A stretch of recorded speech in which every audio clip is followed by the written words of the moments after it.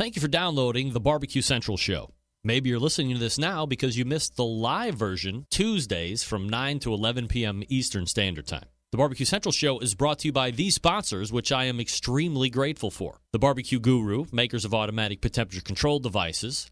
Their website, thebbqguru.com. Big Papa Smokers, creators of some of the best rubs out there and retailer of many different grills and barbecue products.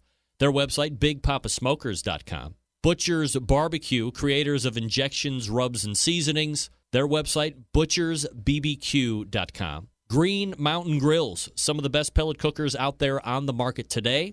And their website is greenmountaingrills.com.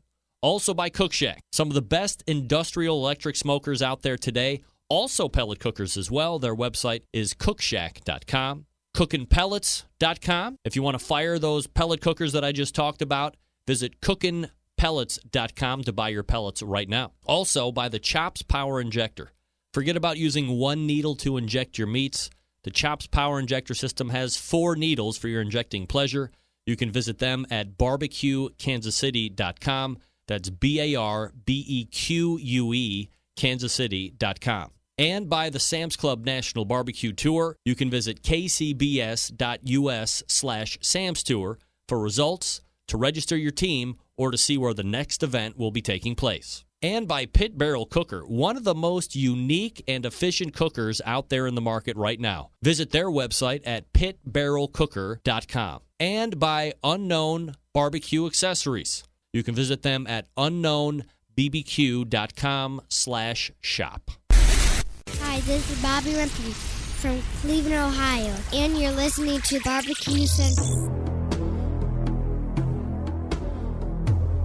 In a world permeated with barbecue websites under the control of tyrannical administrators, there was one man, a one-man army. He broke all the rules. He allowed his members to speak out, give their opinions, and make the website what it is today. Get ready for Greg Rempe and the BBQ Central Show.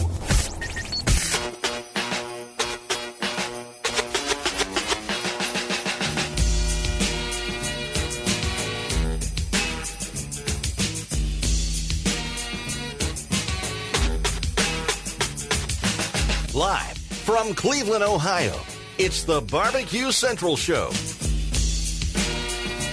All right, everybody, welcome to the Christmas edition of the BBQ Central Show. Here we go. Oh, yeah. It's Christmas time in Hollis, Queens. Mom's cooking chicken and collard greens, rice and stuffing, macaroni and cheese, and Santa putting gifts under Christmas trees, decorating house and lights at night. Snow's on the ground, so bright, so white. In the fireplace is the Yule log. Beneath the Iffle as we drink eggnog. The rhymes that you hear are the rhymes of Daryl. And each and every year we buzz Christmas carols. Oh, here we go. All right. Folks, this is the BBQ Central Show. Oh, we talk about all things important to the world of barbecue here.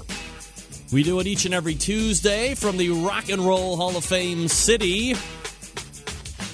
Got to cue this up. I say we do it from the Rock and Roll Hall of Fame city of Cleveland, Ohio. Now, maybe you've asked yourself, how do I get in touch with the show? I want to be a contributing member. I'm glad you asked. I can help you out with that. You can get in touch with the show by calling 216-220-0966. Email Greg at the bbqcentralshow.com. On the Twitter and Instagrams at BBQ Central Show. That's right. Now, you've noticed that perhaps we have a old familiar friend playing in the background. That's right. When I was growing up as a youth, WPIX 11 and 11 Alive on the television in the, well, wherever you were in New York, as long as you could get it. I think that was like kind of a New Yorkie TV radio station. Well, TV station. I'm not sure about the radio. But nevertheless, Christmas Eve came, and for 2 hours straight, commercials not allowed, syndicated, simulcasted, and all other casted and catednesses.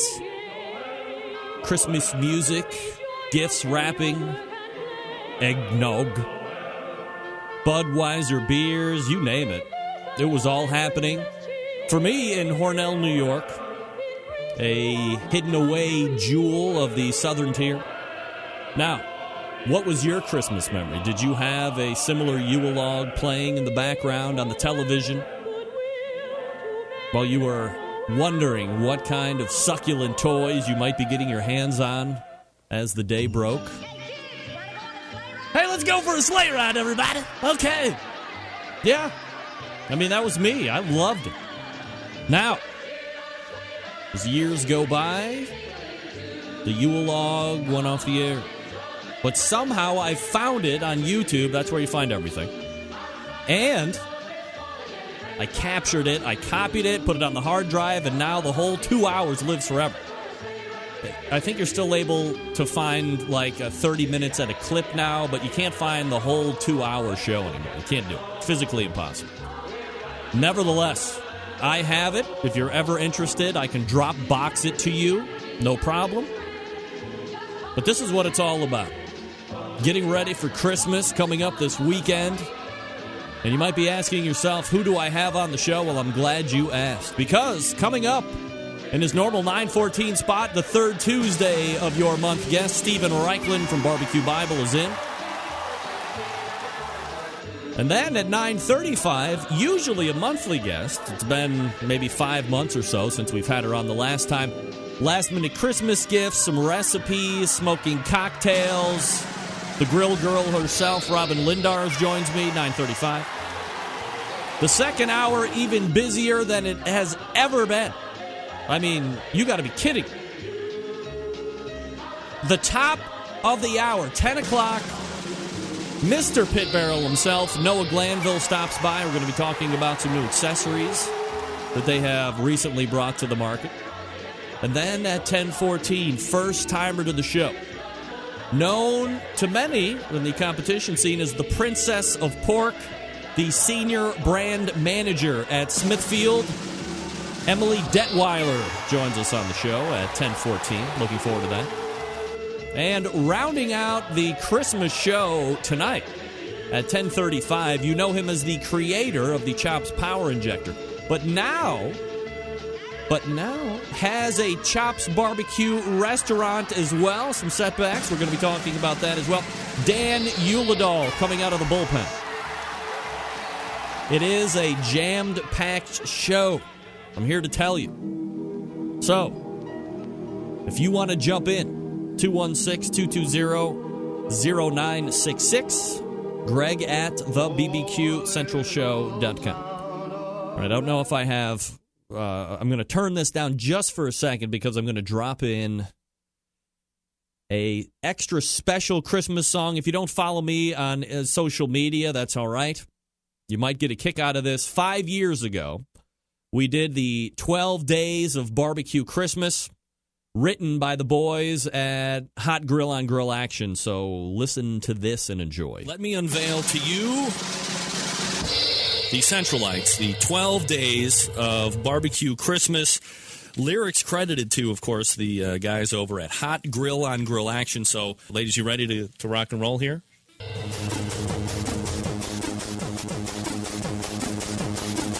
On the first day of Christmas, my barbecue gave to me a case of cold Coors Light. On the second day of Christmas, my barbecue gave to me 2 chimney starters and a case of cold Coors Light. On the third day of Christmas, my barbecue gave to me 3 pork cases, 2 chimney starters, and a case of cold Coors Light. On the fourth day of Christmas, my barbecue gave to me 4 packs for sugar, 3 pork cases, 2 chimney starters, and a case of cold Coors Light. On the fifth day of Christmas, my barbecue gave to me 5 Weber bullets, 4 packs brown sugar, 3 pork cases, 2 chimney starters, and a case of cold Coors Light.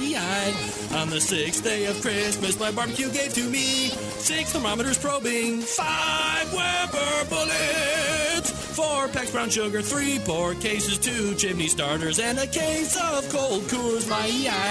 On the 7th day of Christmas, my barbecue gave to me 7 coal bags burning, 6 thermometers probing, 5 Weber bullets. 4 packs brown sugar, 3 pork cases, 2 chimney starters, and a case of cold Coors Light. On the 8th day of Christmas, my barbecue came to me 8 spring, 7 coal bags burning, 6 thermometers probing, 5 Weber bullets. 4 packs brown sugar, 3 pork cases, 2 chimney starters, and a case of cold Coors Light. On the 10th day of Christmas, my barbecue gave to me 10 pans of foiling, 9 logs of smoking, 8 apple juice spraying, 7 coal bags burning, 6 thermometers oh, I messed up. 4 packs brown sugar, 3 pork cases, 2 chimney starters, and a case of cold Coors Light. 10. On the 10th day of Christmas, my barbecue gave to me 10 pans of foiling, 9 logs of smoking, 8 apple juice sprayings, 7 coal bags burning, 6 thermometers probing, 5 Weber bullets. 4 packs brown sugar, 3 pork cases, 2 chimney starters, and a case of cold Coors Light. On the 11th day of Christmas, my barbecue gave to me 11 butters melting, 10 pans of foiling, 9 logs of smoking, 8 apple juice spraying, 7 coal bags burning, 6 thermometers probing, 5 Weber bullets. 4 packs brown sugar, 3 pork cases, 2 chimney starters, and a case of cold Coors Light. On the 12th day of Christmas, my barbecue gave to me 12 spices blending, 11 butters melting, 10 pans of foiling, 9 logs of smoking, 8 apple juice sprayings, 7 coal bags burning, 6 thermometers probing, 8 Weber bullets. 4 packs brown sugar, 3 pork cases, 2 chimney starters, and a case of cold Coors Light. Yeah! Wow. Oh, my goodness. Well, I'm here to tell you that backing me up during that time was my oldest, middle, and youngest daughter, Bobby, Maddie, Marley, respectively. They put in a game effort, and I've struggled as a father over these many years. Every time I hear that song, we haven't ran that song out probably in about 3 or 4 years. I struggle that they're so emphatic with the case of cold Coors Light. Yee. That really, for some reason, that I question my very parenting capabilities. Maybe I shouldn't be. I don't know. All right, here we go. Steven Raichlen is going to be coming up out of the break. We got Robin Lindars after that here in the first hour. Noah Glanville and Emily Detwiler, Dan Ulledahl in the second hour. It's jam-packed. I can't wait. All right. Let me talk to you quickly about the longest-running sponsor of the show, located in Warminster, Pennsylvania, the Barbecue Guru. Gang, if you've been thinking about automatic pit temperature control technology, stop here. This is the company that started it all. They are the creators of this technology. Why are you going to buy from any other company? If you're not familiar with how these little beauties work, I'm not going to get into the minutia. But imagine a product that allows you to set your temperature in one set, keeps it running at that temperature all the way through the cook. Sound too good to be true? It's not. You can take advantage of this real-life technology today because maybe you're a busy working professional. Or perhaps you're constantly on the run with kids doing errands. And quite frankly, you just don't have the time to sit around and tend to pit temperatures. I get it. The Guru allows you to throw on a pork butt, a brisket, a couple slabs of ribs, or all of that, and you're off to do whatever it is you need to get done. The Barbecue Guru maintains that pit temperature you set it at. Number of different models to choose from. To choose the one that's right for you. If you love the tech, CyberQ Wi-Fi, definitely right up your alley. You can connect a whole bunch of different smart devices to it, no problem. The other end of that spectrum, the Party Q, $130 or so. It fits on all of the bullet style, the kettle style, the ceramic cookers. It goes from cooker to cooker to cooker, especially if you have the right attachment. And it's a self-contained unit, runs on AA batteries, but it's only a pit temperature controlled device. No internal meat temperatures will be recorded here. But if you just want a cruise control, this might be the one for you. If you're in the market for a cooker, the Onyx oven, we will have breaking news about the Onyx oven. After the turn of the year, Bob Trudnak will be coming on from the Barbecue Guru. So here's what you do in the meantime. Head on over to thebbqguru.com and check out their products. If you have any questions about what to order, call them directly. 800-288-GURU. They'll make sure you're outfitted with exactly what you need to get you up and running right out of the box. Again, 800-288-GURU. Or visit the website, thebbqguru.com. The Barbecue Guru is a breakthrough in barbecue technology. And we broadcast from Cleveland, Ohio. Oh, boy, that's fun. I think, well, yeah, no. Starting next, no. The Robin segment, new liner, plus the second hour, a whole bunch of new liners from the really big voice guy, David Lee. Very excited for those two. All right, stick around. Steven Raichlen coming up. We'll be right back.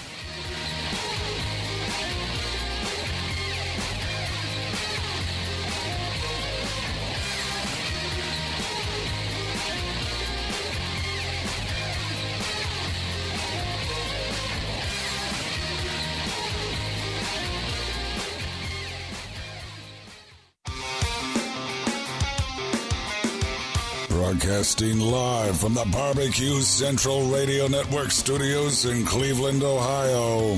You're listening to the Barbecue Central Radio Show. Once again, here's your host, Greg Rempe. All right, welcome back. This portion of the show being brought to you by Green Mountain Grills, manufacturers of some of the best pellet cookers out there on the market today. If you're looking for a big cooker to house a lot of food, they got one for you. If you're looking for medium size, they got you covered there too. Something tailgate worthy, ultra portable, no problem. They got one.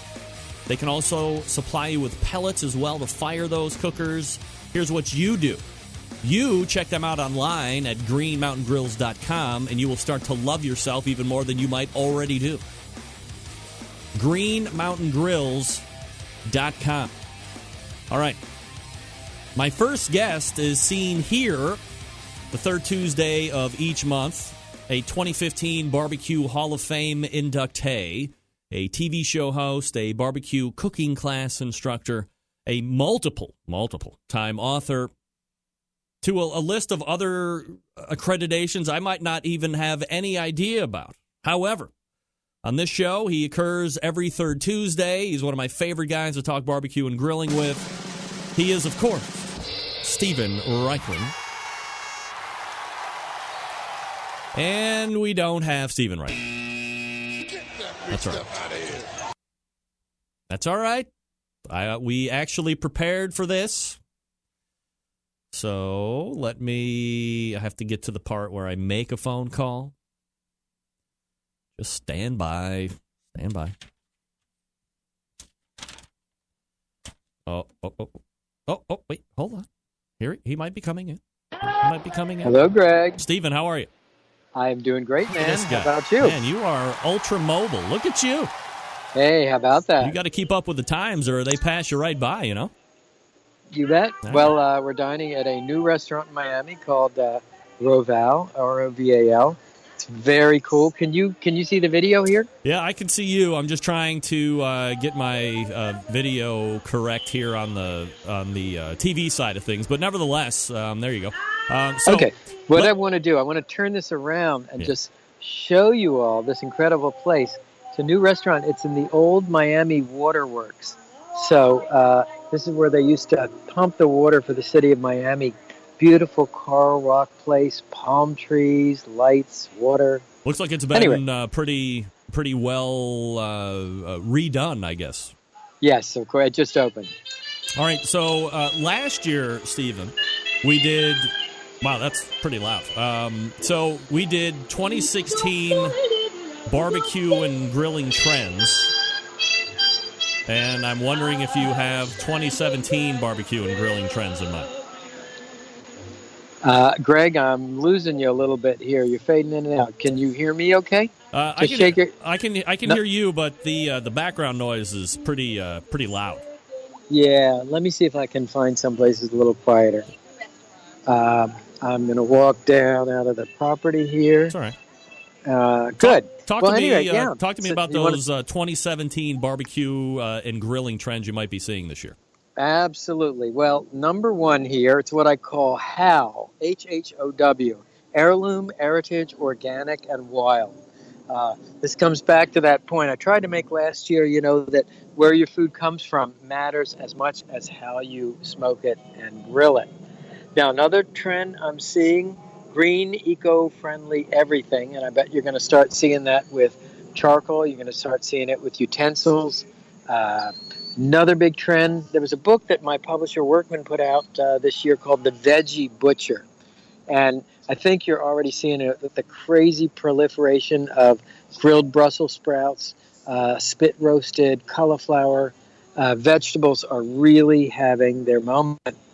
You want some more? Well, let me back up a little bit. So when we talk about the HHOW acronym that you had mentioned, and it might even blend a little bit into that green eco-friendly trend. Are we giving it lip service, this whole organic and let's be nature friendly and all this other stuff, or do you think that there's really a push and there's manufacturers and purveyors out there that are really looking to do the right thing and can back it up? Oh, absolutely. I mean, this is a choice. It's pretty soon it's going to be economic suicide not to have good meat. You go to a barbecue joint like Hometown in Red Hook, Brooklyn. You're going to find heritage pork varieties. Grass-fed beef, it's still, I don't know that they're, that's a little bit tougher jump for barbecue restaurants because it's so lean. But in terms of the pork, wild salmon, organic chicken, people want to eat this. I mean, do you trust food manufacturers, the big industrial food manufacturers, to give you good food? I don't.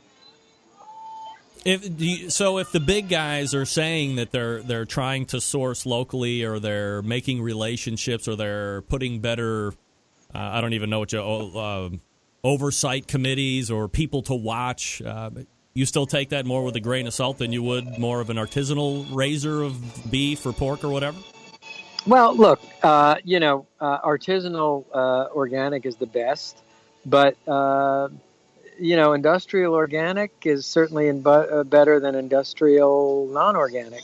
I mean, in order to be called organic, foods have to meet certain standards. So, yeah, absolutely. Is it safe to say that the consumer, forget about the producer at this point, but because we are not producers. Well, you are a little bit, but I am definitely not a producer. I'm 100% consumer, except for exceptional internet content.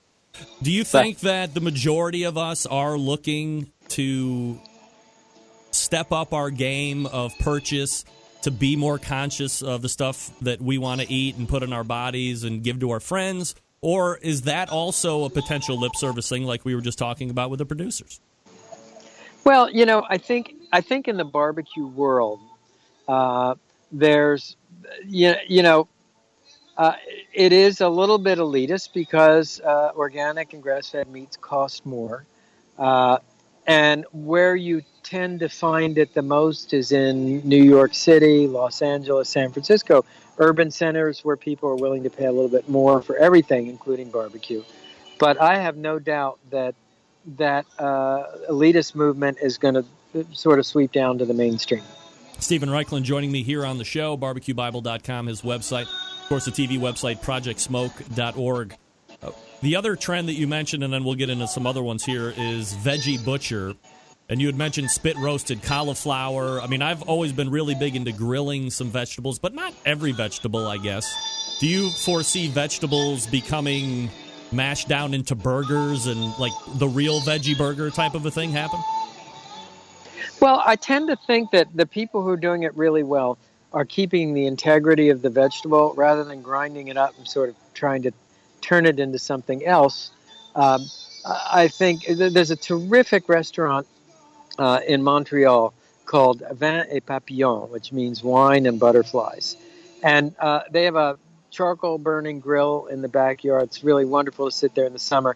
They do a wood-fired rotisserie cauliflower. The last iteration of it they did was with sort of a yogurt, cumin, Middle Eastern sauce. I mean, it was absolutely spectacular. I'm seeing beets roasted in the embers. I'm seeing grilled corn more ways than you can count the Sunday. Grilled lettuces. I just ate at a restaurant last week in Los Angeles called Charcoal, where they take a whole head of cabbage and they caveman it. That is, they lay it right on a bed of embers, roast it right on a bed of embers. And I got to tell you, Greg, this was absolutely astonishing. So, I think vegetables are going to get some serious barbecue street cred. All right, what are we looking at for more Steven Raichlen barbecue trends for the upcoming year? Well, I don't know how many of you will remember, but I wrote a book called Barbecue Sauces, Rubs, and Marinades. About 20 years ago it came out. And that's coming out again, completely redid it, 50 new recipes, gorgeous color photos throughout. So that's exciting for me. Working on a new Project Smoke TV show. I just signed a new French language barbecue show. If any of your listeners come from Montreal, you'll be able to see me on the airwaves. I've got a new line of barbecue sauces and barbecue rubs coming out under the Project Smoke brand. That'll be out sort of January, February. So a lot of exciting stuff in my world. When you have written a book and it is done well and it's 15 or 20 years old and you go back to, let's say, refresh it, do you have to take it as a completely new venture, or can you live kind of within that original framework to help along that second effort? Well, of course, I would love to rewrite everything and make it completely modern. What I did for the sauce book, I rewrote a lot of the head notes, restaurants close, pitmasters change, and even taste change. In that original book, believe it or not, I didn't have any brines because 20 years ago, people weren't really brining very much. I make discoveries as I travel. I try and share them. But so I wound up keeping about 2/3 of the book the way it was, but I'm really excited about the 50 new recipes because there's some really cool stuff. In fact, there's some stuff that I discovered in researching the book that, it wasn't even on my radar. One example is what I call an after marinade. So, marinades, traditionally, you put the raw meat in and then grill it. One after marinade is the same marinade ingredients, but you cook the meat first and then you toss it with those marinade ingredients afterwards. So you get a much more vibrant, bold, explosive flavor. So this is just done specifically to enhance flavor. A lot of people like to think that the marinade is penetrating down in and there's some tenderization. This is just an enhancement of flavor profile. Yeah. I think you talked about board sauces on your show a couple of years ago, Adam Perry Lang. Well, think of this as a board sauce on steroids. Would you consider rewriting the Barbecue Bible? Well, wouldn't that be sacrilege? That seems like it would be some sort of sacrilege. Well, you know what, Greg, we already did. I mean, Barbecue Bible, we came out with a 10th anniversary edition. I didn't rewrite it. I mean, maybe I rewrote a half a dozen or dozen recipes that needed updating, but we put full color and photos, beauty photos, and step-by-steps throughout. So I think Barbecue Bible's kind of here to stay. The next thing on my target list is How to Grill, which is a book I love, and it's my bestseller internationally. But, I'm looking at it, and 15 years into it, it looks a little dated. So we're looking into redoing that. A lot of people, and we're talking with Steven Raichlen from Barbecue Bible, ProjectSmoke.org. A lot of people are going to be doing prime rib this coming weekend for obvious reasons. And it's prime rib has its own turkey mystique to it. Maybe not a lot of people eat it like they don't turkey. It's a lot more expensive than turkey, that's for sure. So you don't want to, you don't want to mess it up. You don't want to look foolish in front of the friends. So do you have any kind of foolproof advice that you can give the listeners here to give them the best shot at success this weekend? Well, funny you should ask, because we just put a blog up this morning on barbecuebible.com called The Ultimate Prime Rib. It is the most amazing prime rib I know about. And we did it on the Project Smoke TV show a couple years ago. So what you do is you spit roast a prime rib. I did it on a wood-burning Kalamazoo rotisserie. Took it to about 110 degrees. Pulled it off the rotisserie, let it rest, cut it into steaks. Each steak easily 4 fingers across. Oh, wow. And then I fired up the wood-burning grill, and I grilled those steaks. So what you wound up with was prime rib where every cut was red in the center, but had that beautiful charred steak exterior. It was like everybody got an end cut and a center cut in one bite. And that's what's on my blog now. If you subscribe to my newsletter, we sent it out today. Yeah, it's a little bit of work. I'm not going to pretend that it's set it and forget it. And it's certainly not about dismembering the prime rib. I'm not taking any muscles off. I'm not taking it off the bone or anything. But it really is. If you want to go the extra mile, it is prime rib like you've never experienced. Stephen, I have a guy believe it or not, his name is Meathead, every second Tuesday of the month, and he is a big believer and says he has science to back him up that, the bone is doing nothing except adding expense. It's prohibiting heat. There's no science that says meat is sweeter to the bone, or whatever that saying is. Do you buy into any of that? Do you agree with any of that? Where do you fall out? Absolutely not. No, I completely disagree with that. Really? Yeah. I mean, there's meat on the bone is pleasurable in so many ways. I mean, first of all, there are all kinds of flavor nuances that come when you char a bone over fire. It produces different flavors than when you char meat over fire, than when you char fat over fire, and all of those come together when you keep the bone on. There's the tactile pleasure of raising the bone to your lips, of gnawing the bone.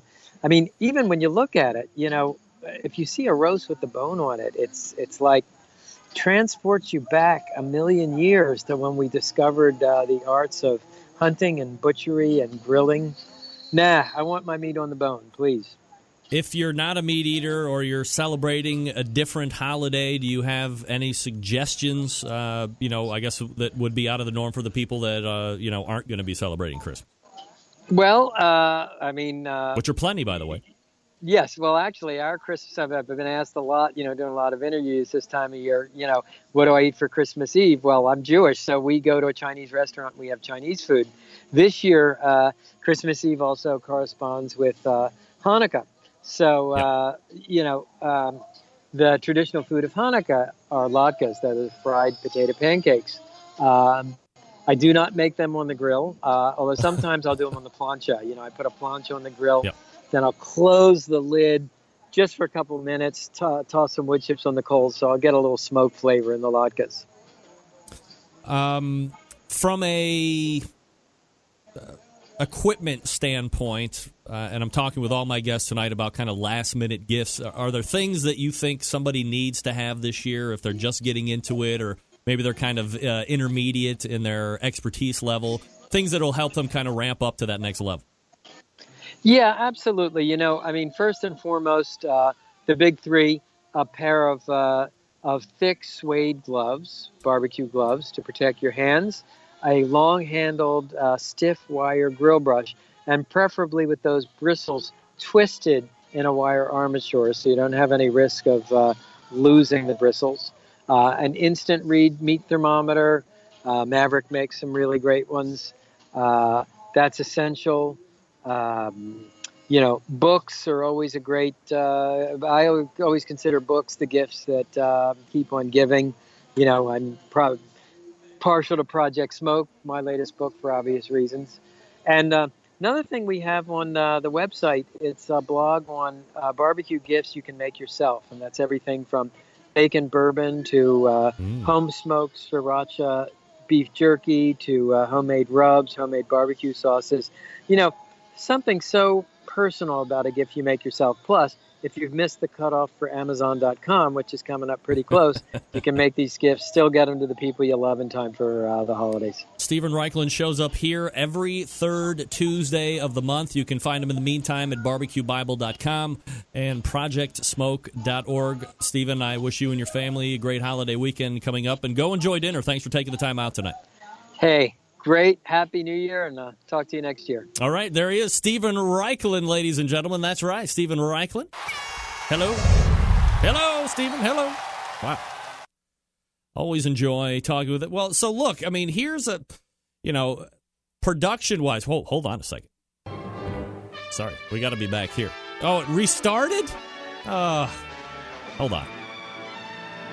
Start when scene loads. Remember playback position. Right. Let's skip it ahead a little bit. There we go. I have one of my favorite songs. Yep. So, sorry. Here's a guy that could have easily taken the way out tonight. He's obviously out with friends, family, having a nice pre-holiday meal in the old sewer district of Miami. I thought that was the whole city, ladies and gentlemen. Yeah, that's right. It's a joke. But went mobile, staying up with technology. Very impressive for Steven Raichlen. I mean, it's certainly no city of Cleveland, but that's all right. Few are. So thanks again to Steven Raichlen. Again, his website's barbecuebible.com, projectsmoke.org. And man, can I tell you, when Meathead Goldwyn hears what Steven Raichlen said, oh boy, we got a fight coming. We got a fight coming. I understand. I'm not here to take people to task because I'm not the guy that is hedging my career on meat is not sweeter, closer to the bone or whatever. Meathead says bone imparts no flavor because it can't. It's what's inside the bone. So if you can't get inside the bone, well, then we've got a problem, right? I don't know. I can tell you who doesn't have a problem. The Chops Power Injector System, the 2015 and 2016 Barbecue Tool of the Year. The number one seller, of course, is the seller is the half-gallon Chops Power Injector System designed for competitions or to pump up the backyard warrior. They're so easy to use, right? Clean it, fill it, pump it, away you go. If you have just one brisket or pork shoulder to do, you don't need to fill it all the way up. Relax. Just put in what you need. It uses it all. It comes with 14-gauge needles, 2 replacement plastic needle adapters, 3 plug screws, and a needle protector. $100 plus you pay shipping. The 1-gallon Chops Power Injector System is designed for catering and bigger jobs. It holds double the amount of the half-gallon, hence the 1-gallon. Some use it in competitions, like when you're cooking MBN whole hog or 10 shoulders to get that perfect one. It comes with 14-gauge needles, 2 replacement plastic needle adapters, 3 plug screws, and a needle protector. This one's $120 plus you pay the shipping. Then you have the Chops Full Power Injector System. It's the electric and commercial competition Big Daddy. It's not a holding tank this time, but a 3.5-foot pickup tube that you can put in any size container. That's right, from a few ounces to a 55-gallon drum and everything in between. It was designed for Chef Rob at the best barbecue restaurant in Kansas City, and he has said time and time again that with the Chops Full Power Injector System, his briskets are better than ever. This one comes with metal needle adapters, 14-gauge needles, 3-inch 12-gauge needles, 2-inch 11.5-gauge needles, 3 plug screws, and a needle protector. This one's $325 plus you pay the shipping. Number of the top pitmasters in the world use the CPI system to make their barbecue better than the rest because we're foodies now. We are, admit it. We're all foodies. We want flavor in every bite. This is how you do it. Do it fast. It's not just for meat. You can stick alcohol in fruit. Every injector hand-assembled. Kansas City, Mo, USA. Extra accessories, you want them, they got them. You want to shoot medium ground spices, they got you covered for that. They have 2, 3, 4-inch 12-gauge needles. Also, a 2-inch close-tip needle, perfect for shooting fatty meats to keep you from plugging up your needles with fat. They also sell replacement stock needle adapters. They also have a great upgrade to make your Chops Power Injector System bulletproof. Metal needle adapters. BarbecueKansasCity.com. BARBEQUE. BarbecueKansasCity.com. Dan Ulledahl's coming up at 10:35 tonight, so stick around for him. The Grill Girl, Robin Lindar's, coming up out of the break. Also, be listening for the new liner coming back in. It's pretty awesome, if I do say so myself. Stick around, we'll be right back.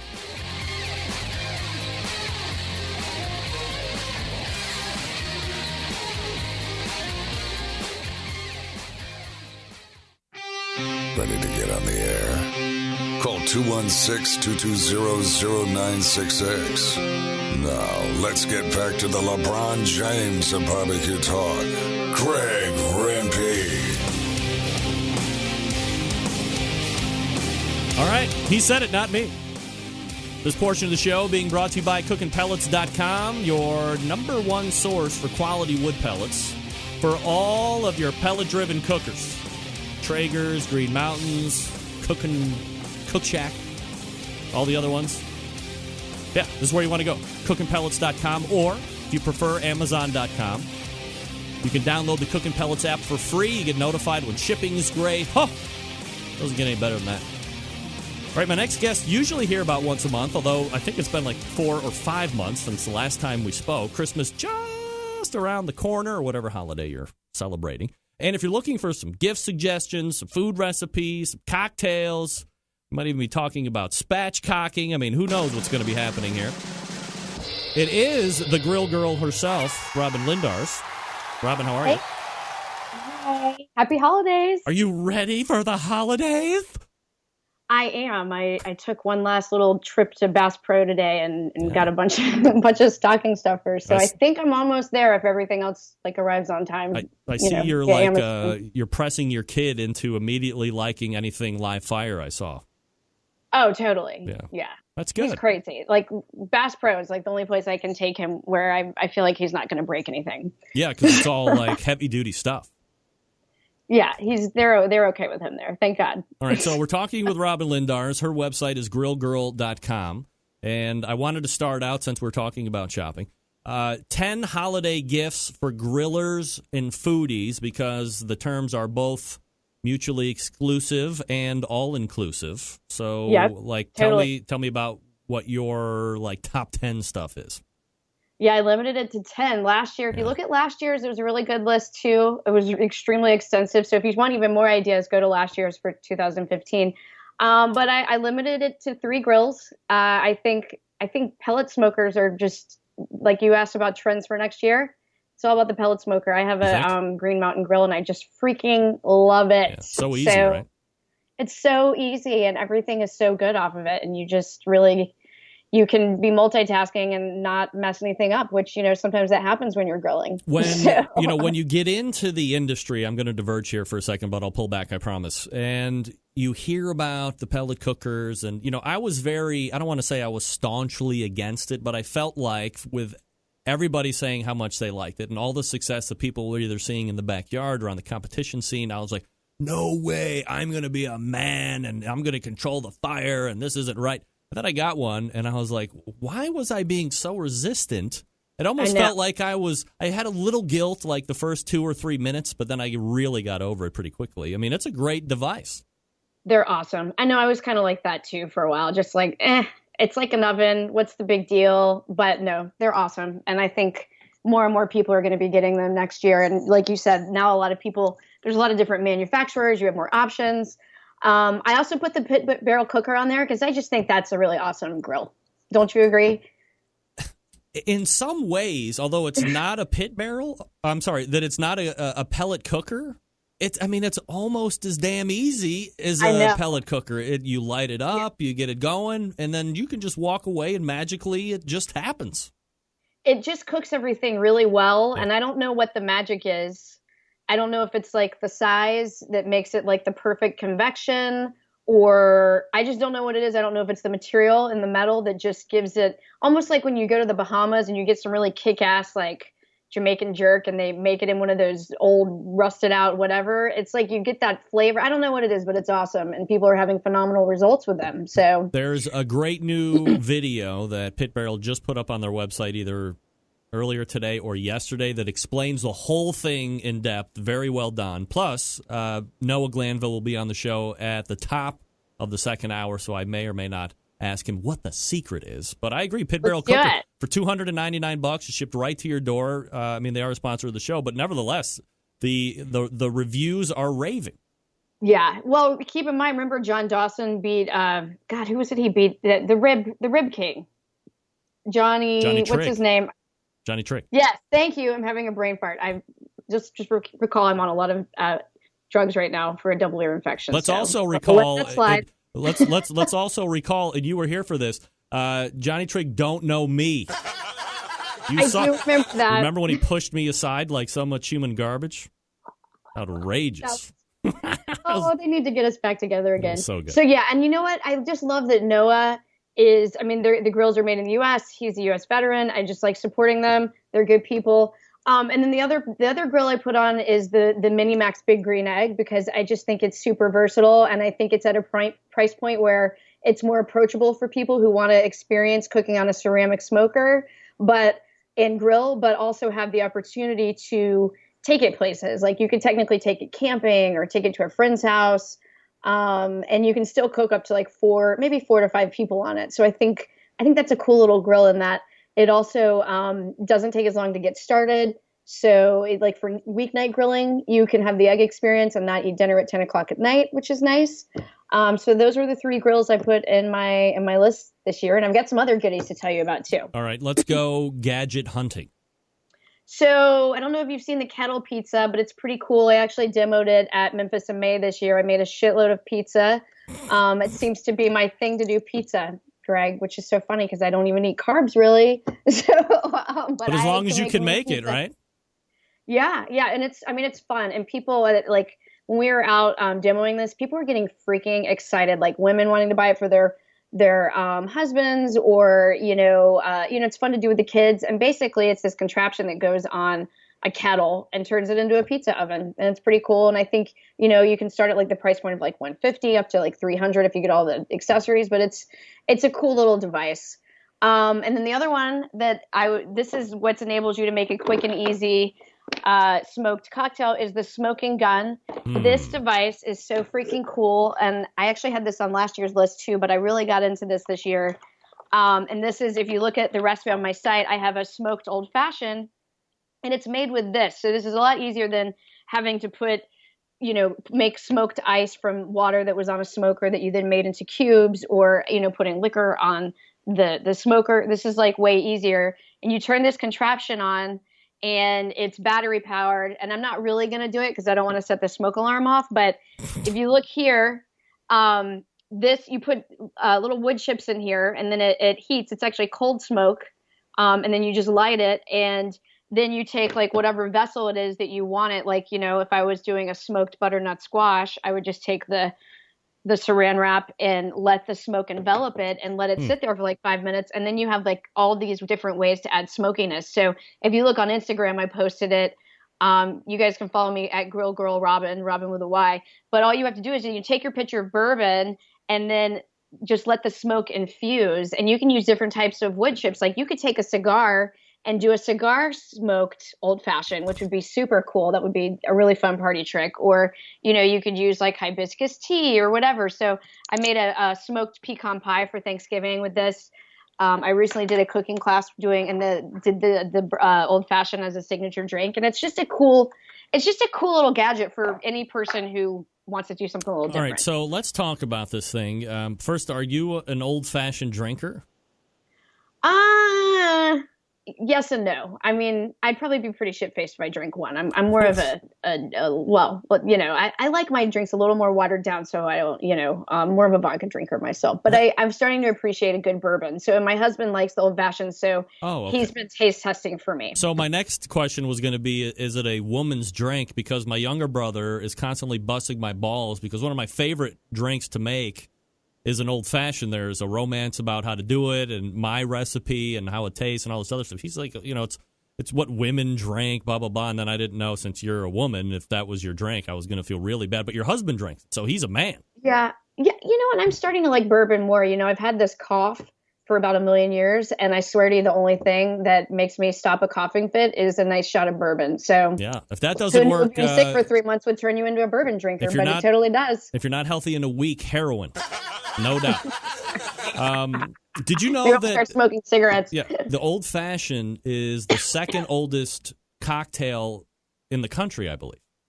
Really? Yeah, and the Sazerac is the oldest, and if you like old fashioned, then the Sazerac is something that Scott would probably really like if he's never had it before. But I think we have. Right. I think he has. Like that's with rye, correct? Versus bourbon. Well, they both have rye, but the Sazerac has a little absinthe that's spun around the cup and then drained out. So I don't want to get off track. So smoking gun, is the smoke like intense, like bitter intense, or is it smooth? It's smooth. Yeah. It's a cold smoke. It's a smooth. It's nice. It's not overpowering. I don't think it is. I mean, I like smoke, obviously, and things, but I don't think it's overpowering. Talk to me about Flame Boss.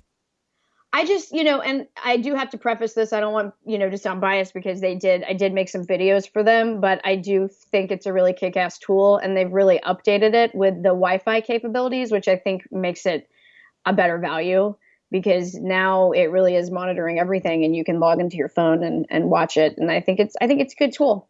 And then Thermapen MK4. Well, and the Thermapen's on my list everywhere. I mean, you have to have a Thermapen if you're a serious cook. I believe you just have to have one. But the MK4 is like the Thermapen, like 2.0. The dial switches, it's backlit, it's waterproof. It's got all this stuff that, they kept adding all these new things to the Thermapen, and finally they just put all these new things in one new one. And so it's awesome. You have to have one. Are you still down with cookbooks?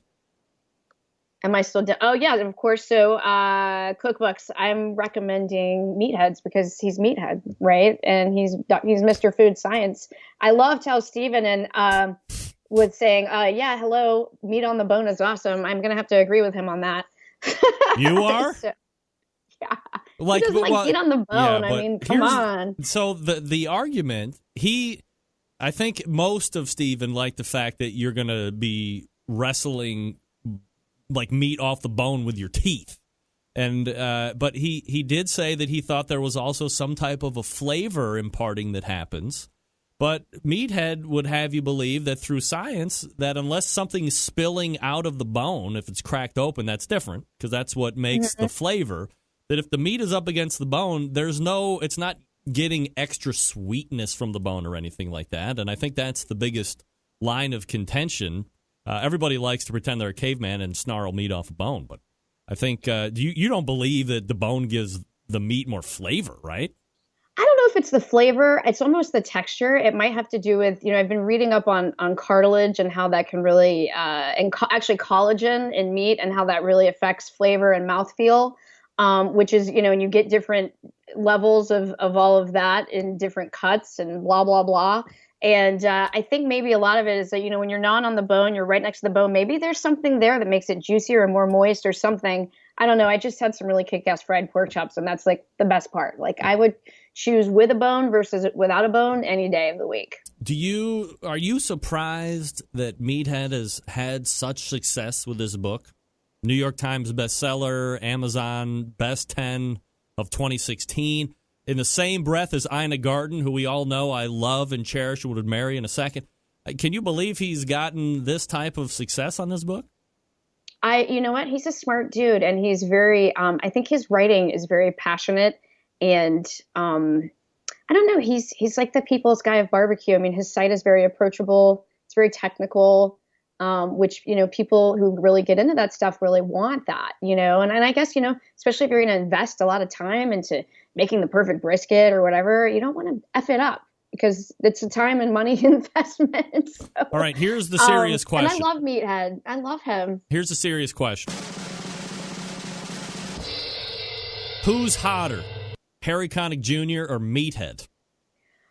Well, Meathead always does say he has a face for radio. I'm going to have to say. Yeah, I agree.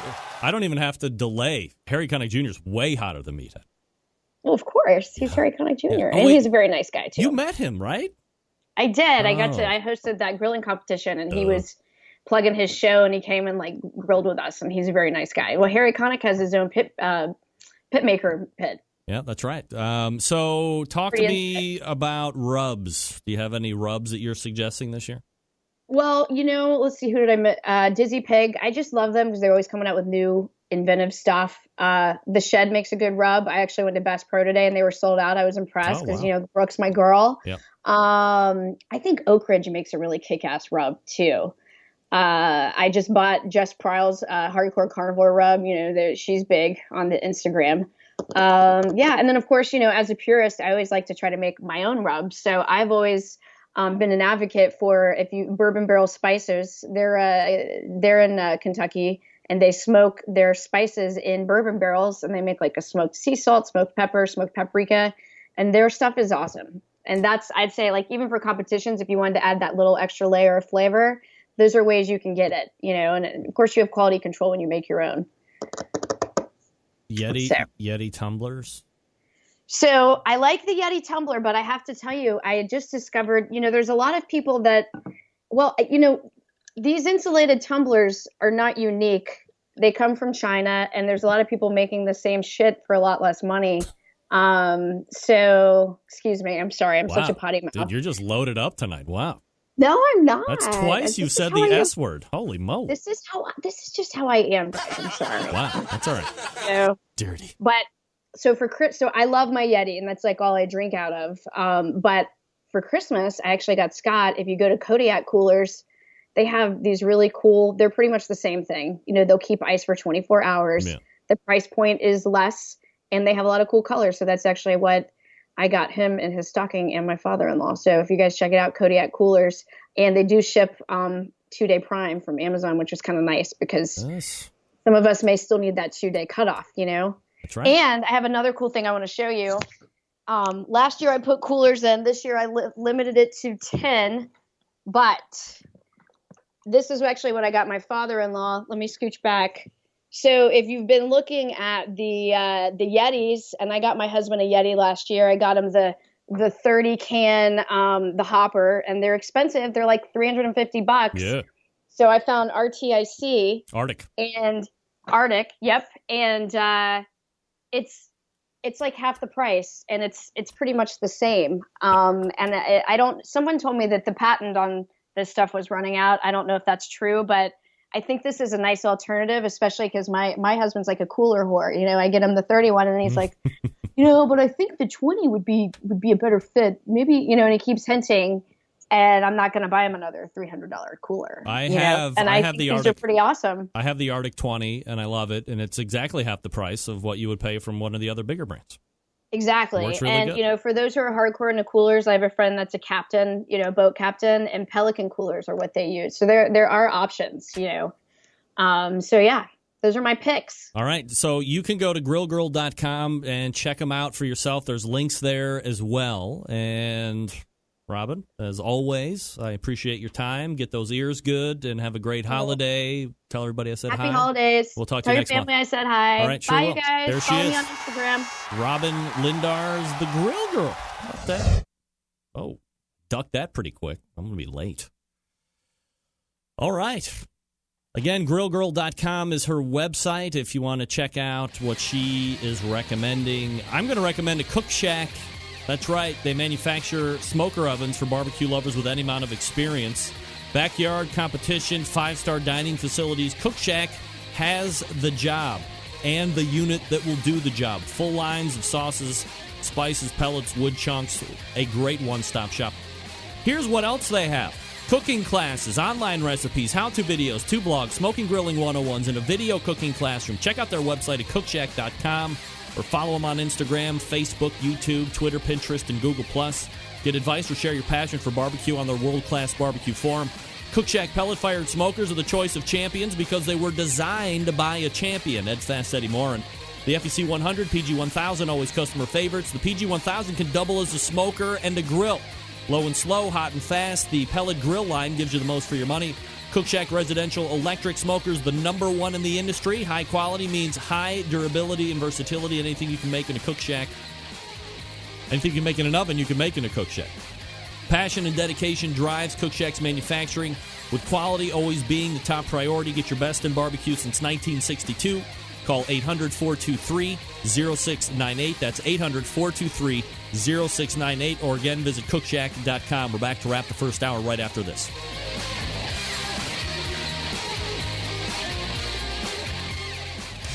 Big name interviews, advice on cooking brisket and ribs, and the only host willing to share his honest opinion on all things important in the world of barbecue. It's the Barbecue Central Show. All right, welcome back. Thanks again to Robin Lindars, the Grill Girl.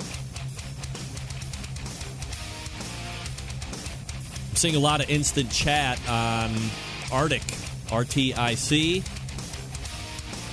I think everybody wants the Yeti or whatever other big names are out there.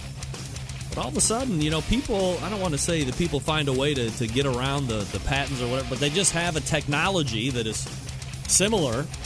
I was hoping not to spend $350, $400 on a cooler because I spend a lot of weekends out in hot summer softball fields, and I'm sick of burning through ice at a incredibly rapid rate. The Arctic 20, great for me, no problems. And it was like $125 or whatever it was. Keeps ice for days. I only need it really for 2 days. Actually, I really only need it for a full day of hot weather for softball, but I get 2-3 days out of that easy. Ice to dump out just when I get home, or I can just keep it loaded up with beer or pop or whatever. All right, I want to get out on time here so we can load up Noah Glanville, top of the second hour. You're listening and watching the Barbecue Central show right here on the Barbecue Central Network. Stick around. We'll be right back. Cleveland.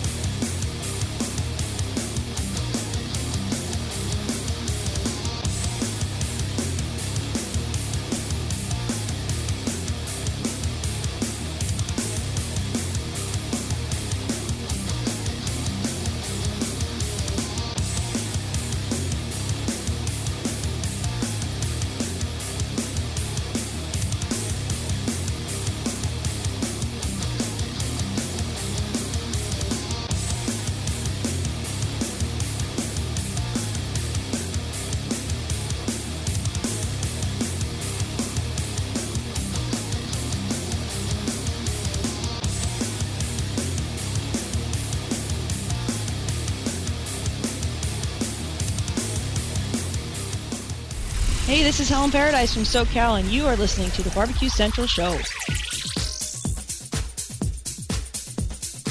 Happy to have you aboard here for the really big barbecue show.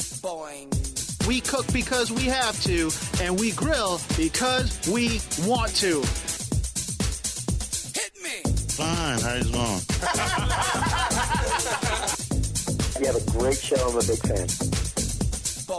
So what seems to be the problem here? This man looks like he's dead, and he's in the crackle.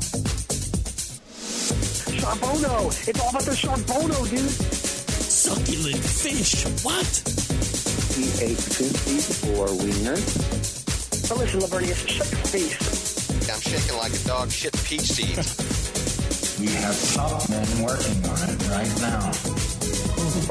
Top men. All right, just like that, we are into the second hour. Rarely do I do an interview at the top of the second hour, but make exceptions from time to time for the most important of people. And no better person to take that exception than the creator of one of the most popular and easy-to-use cookers out there on the market today. We just talked about it briefly with Robin Lindars from GrillGirl.com. Noah Glanville Pit Barrel Cooker joining me here on the show. Noah, how are you? I'm doing well. How are you doing, Brian? Oh, man. I'm having a little bit of an audio-video nightmare here. I apologize for that. You're getting a little back-end Christmas music there, but here we are. All right, so let's talk first Pit Barrel Cooker business as you reflect as the year is rapidly coming to a close. Did you meet, exceed, or whatever on the business side of things with Pit Barrel? What do you think? We definitely exceeded. It's been a great year. We're blessed. As always, we're burning the candle at both ends every day. We're 100% committed to the product and customer service. So it's hard to fail when you take an approach like that. Family's good, kids are healthy. Doesn't get much better than that, and it's almost Christmas. Noah Glanville here on the show. PitBarrelCooker.com is the website if you want to check it out if you've never seen it before while we're talking. Noah, do you anticipate and this is kind of like a holistic market view here, but do you anticipate continued growth? You're a savvy business guy. You do the research, you do the homework, you see trends, and I assume that there still has to be a decent amount of room within this niche for Pit Barrel to kind of spread that Pit Barrel gospel, if you will. Yeah, well, I think we barely scratched the surface, Greg. Wow. There's so much room, and and every day it's a blast. It's fun to just introduce a new product. People are introduced to the pit barrel, and there's folks that have been cooking for 30, 40 years, and they get to try something new, and they're blown away by it. They say that they've never used anything like it, and as Robin said earlier, love her. She's awesome. Always like listening to different things. I'm definitely trying to smoke cigar old fashioned for sure. It's one of my favorite drinks, the old fashioned. But as she was saying, it's just the magic, and there's some interesting things that go into that. It looks like just a simple old drum, but there's definitely some things that go into that process that really makes it special. Noah Glanville joining me here on the show.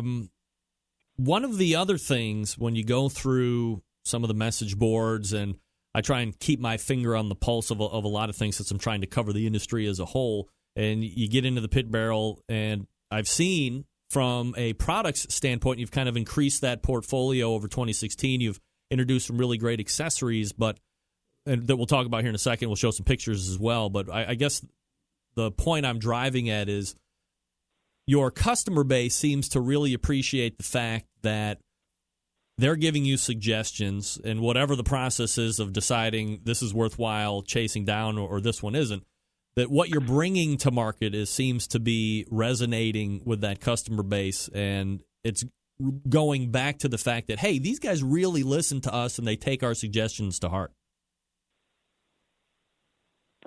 Absolutely. Greg, I apologize. You'd cut out there on my end. I caught just the beginning and the end of that. I'm sorry. No, you've brought some really good accessories to market, but your customer base seems very happy with the fact that they have suggested stuff, and then you have kind of met their expectation by offering some really cool stuff. Yeah, absolutely. The turkey hanger was really cool. That was a breakthrough, and we were able to show that you could get that same wonderful flavor that the pit barrel provides, and do that to the Thanksgiving turkey, and that went over really big. We sold thousands of those hangers really quickly, and then one of the things just by demand, the chimney starter, just a real compact chimney starter that enables you to pour the coals on top of the coal basket, as opposed to using lighter fluid. That was a big demand. That's gone over really well. It's been really popular. And then just some fun things. I mean, it was finally time to do some cool, creative things. The coffee mugs, the koozies, the beer steins have gone over really big. And that's one of the most rewarding things, because when so many people order those, you realize just how passionate. We knew we had passionate customers, but when people go crazy for that stuff, it's really neat, and that they're spreading the word, and that you've touched people, and that they're that excited to have something like that. Is really a rewarding time, and in 6.5 years of doing business. The coffee mug is absolutely fantastic. We're looking at a picture of it right now. But the other thing that I thought, you just didn't give the standard foldable kind of POS koozie that you see from a lot of people. This seems a lot more robust and longer lasting. It is, and that was a big decision. I mean, in a business, cost is everything, and that was one of the things we looked at. We could go with a 10-cent, styrofoam or a little neoprene koozie that's very cheap, but we thought, here's an opportunity to make this thing look just like a barrel and our product, and we think people would really appreciate that extra effort, and just goes along with our customer service and kind of our whole model of don't do anything halfway, go the distance, and that koozie is a great example of our model and how we approach things. I assume people can go to pitbarrelcooker.com and order all of these great accessories? Absolutely. You bet. One of the other things that I saw that was just posted is a great kind of cartoon video showing you the ins and outs of the pit barrel cooker. Because I imagine, like Robin was saying last segment, how she wonders how this happens. That's got to be one of the most common questions that you get, right? Yeah, it is. It really is. Noah Glanville joining me here on the show. Pitbarrelcooker.com is the website. So as you look forward to 2017, do you have any other secret products that are in the Pit Barrel works right now, or are you pretty set adding these new things to the mix and getting them out and getting them going? We have about 8 different new accessories coming out in the first quarter of 2017 that I think will be game changers to the product. I think it's going to be very surprising to the consumer and folks that already love the product and what the capabilities will do. It'll all work in the same pit barrel, and that'll be pretty exciting. So I'll hold that close as any good businesses. We're finalizing the development, but I think it's going to be really cool. Noah Glanville is at Pit Barrel Cookers. Again, the website, pitbarrelcookers.com. And the Pit Barrel is absolutely blowing up. Noah, I appreciate the support you've given the show here over the last year, and I appreciate everything that you've done. And I look forward to next year and kind of doing this whole partnership together. You bet. Well, thanks so much. Merry Christmas, everybody, and thanks again for having me on the show, Greg. You got it. There he is, Noah Glanville. PitBarrelCooker.com. That is not the right screen, I can tell you that. No way. That is. Wow. Sorry about that. Get that sound effect in there. How awesome is this? Let me go back down. I mean, you get mugs all the time, right? This is the coffee mug. How cool is this if you're watching right now on Facebooks or on Outdoor Cooking Channel? It looks exactly like the Pit Barrel Cooker, minus the big handle off the side, right? And then it's at the very bottom, it's even got like the little vent adjustment situation there at the bottom. The attention to detail is very high. I'm very excited. I'm going to order me one of those. And then you have this one. This one also has the vent cover at the bottom. How cool is that? It's the best. Go to pitbarrelcooker.com. and check out all of their new accessories. Of course, they have new grill grates as well, and they have beer steins. This is what the beer steins look like. So, and these are like the grill grates from Grill Grate, Brad Barrett stuff. They're hitting it up with the accessories. Barbecue people love accessories, right? Absolutely. Thanks again to Noah Glanville for dropping in. Let me talk to you quickly about Big Papa Smokers, the one-stop online shop for anyone interested in barbecue, featuring a comprehensive selection of American-made grills, spices, sauces, accessories, even a kit that gives you everything you need to make a world-class smoker out of a 55-gallon drum. Big Papa Smokers has made a name for itself by making an award-winning line of championship rubs, and their rubs have won almost every major competition barbecue event, period. BPS also banded together with fellow California-based rub maker Simply Marvelous Barbecue to form what has now become known as the West Coast Offense. Defying conventional wisdom, these two California-based rub makers have cornered the market on competitive barbecue and begun to redefine the flavor profiles that cooks across from the country have begun to aim for. They've even created their own unique competitions. King of the Smoker, that happened a couple weeks ago. That brings the best of the best in barbecue in a head-to-head, back-to-basics style event. King of the Smoker unique in the fact that it doesn't allow any electrical devices such as pellet cookers or pit miners.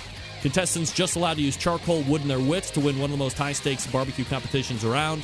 The other competition, the Guinea Pig, which is a cost-controlled event that helps bring newcomers into competitive barbecue. It also features prize distribution all the way down to 10th place in each category. And that helps provide incentive to get new competitors in and keep the vets satisfied. On top of all that, they've created a unique brand ambassador program called the BPS Elite Team, featuring 15 of the best competition teams in the country working together to promote camaraderie, competition barbecue, and to benefit children's charities across the U.S. Keep in mind, this has happened in like 6 years.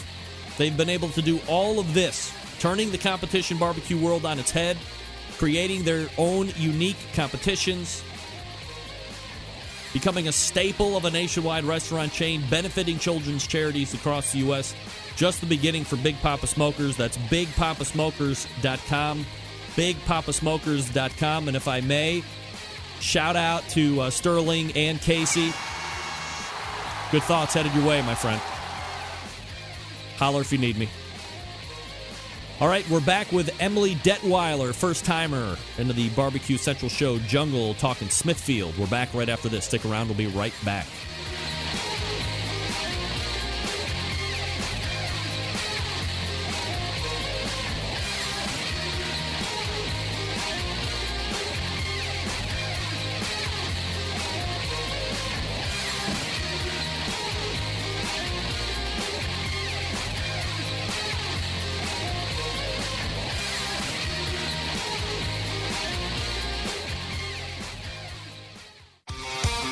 The only show giving you a monthly visit from a doctor of barbecue. A man actually named Meathead. The author of a barbecue Bible. Bloggers, reviewers, competitors, and manufacturers by the dozens. It's the Barbecue Central Show. Once again, here's your host, Greg Rempe. All right, welcome back. This segment is being brought to you by Unknown Smoker Accessories, purveyors of made in the USA stainless steel barbecue smoker, lid hinges, barbecue accessory hangers, rocket hot chimney grillers, and heavy-duty aluminum foil dispensers. The fine products from Unknown Smoker Accessories. Keep your gear where it needs to be, at arm's length and ready for battle. You can visit unknownbbq.com/shop today. That's unknownbbq.com/shop. Enter code REMPE, REMPE, for 15% off your entire order. Unknownbbqsupply.com. Joining me this segment, someone who will be able to talk poignantly on how and why Smithfield has become one of the more recognizable names, not only in the competition scene as of late, but in grilling and barbecue as a whole industry. She's the senior brand manager for Smithfield Foods. Let's go ahead and race to the hotline and welcome first-timer to the show, the Pork Princess, Emily Detwiler. Emily, how are you? I'm doing well, Greg. How are you Absolutely tonight? Fabulous, Emily. Appreciate you making time this evening to chat. And I guess before we start delving into the Smithfield land of excellence, let's play a little get to know Emily, little personal background about you, and also maybe a little professional background. Sounds great, Greg. Well, I've been with Smithfield for the last 2 years, serving in a senior brand manager role. I come to Smithfield with a tremendous amount of background in the food business. I've worked in the food business my entire life, starting with American Dairy Brands, working on the Board and Cheese brand and Pfluger butter. Had a chance to work for Hostess, working on Twinkies and Ding Dongs, those kinds of delicious things. And then I went to work for a company called Damon Worldwide, where I helped retailers all over the U.S. in developing their private brand strategy, really wall-to-wall, shelf-to-shelf throughout the entire store. So I live in Kansas City and married, have 2 little kids. They keep me certainly busy. For those of you who have seen me out on the circuit, many of you have probably had a chance to meet my kids. I do try to bring the family affair as possible to all the different events that we have a chance to support. Do your kids find any enjoyment out of the barbecue competitions, or are they just happy to be around mom and dad if he goes? They absolutely love it. Really? They have found they truly enjoy the spirit of barbecue that I have come to know and love. And really, they look at the pitmasters that we work with and have gotten such a chance to get to know kind of as their idols. It's been really fun. It's been really fun. We were actually making some Christmas cookies the other day, and my son had on his Blues Hog little wristbands, and it's just really cute to see them get so excited.